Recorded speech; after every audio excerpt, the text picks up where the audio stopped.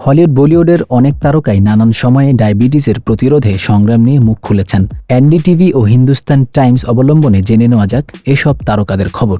মাহিব কাপুর, অভিনেতা সঞ্জয় কাপুরের স্ত্রী, সম্প্রতি নেটফ্লিক্সের তথ্যচিত্র Fabulous Lives versus Bollywood Wives কথা বলেছেন ডায়াবেটিস রোগ নিয়ে। তিনি ডায়াবেটিস চিকিৎসা ও অজেম্পিক ওষুধের অপব্যবহার নিয়ে কথা বলেছেন। নেটফ্লিক্স শোতে মাহিব এমন ব্যক্তিদের ডেকেছিলেন যারা ওজন কমানোর সহায়ক হিসেবে অজেম্পিক ব্যবহার করেছেন, যদিও এটি ডায়াবেটিস রোগীদের জন্য বিশেষভাবে ডিজাইন করা একটি ওষুধ। তিনি বলেছেন, অনেকে ওজন কমানোর জন্য ওষুধটি ব্যবহার করায় যাদের প্রকৃত দরকার তারা পাচ্ছে না। ওষুধের স্বল্পতা তৈরি হয়েছে। তার এ বক্তব্য নিয়ে ব্যাপক বিতর্ক তৈরি হয়। নিক জোনাস 2019 সালে এক সাক্ষাৎকারে প্রিয়াঙ্কা চোপড়ার স্বামী গায়ক নিক জোনাস জানিয়েছিলেন তিনি টাইপ 1 ডায়াবেটিসে আক্রান্ত।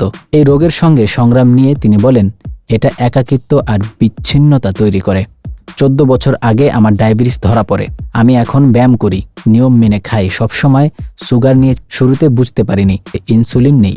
সালমা হায়েক, মেক্সিকান অভিনেত্রী সালমা গর্ভকালীন ডায়াবেটিসে আক্রান্ত হয়েছিলেন 2017। বলেছিলেন, আমি যে গর্ভকালীন ডায়াবেটিসে আক্রান্ত আমার খারাপ লাগতো, ভেবেছিলাম এটা হয়তো গর্ভধারণের কারণে হয়েছে। 2013 সালে the Late Show with David Letterman এই শোতে হাজির হয়ে টম হ্যাঙ্কস জানান তিনি টাইপ 2 ডায়াবেটিসে আক্রান্ত। তিনি বলেছিলেন, আমি চিকিৎসকের কাছে যাই। তিনি মজা করে আমাকে বলেন, আপনি কি জানেন 36 বছর বয়স থেকে এটা আপনি বয়ে বেড়াচ্ছেন? আপনি এখন স্নাতক সম্পূর্ণ করেছেন, আপনার টাইপ 2 ডায়াবেটিস হয়েছে ইয়াংম্যান।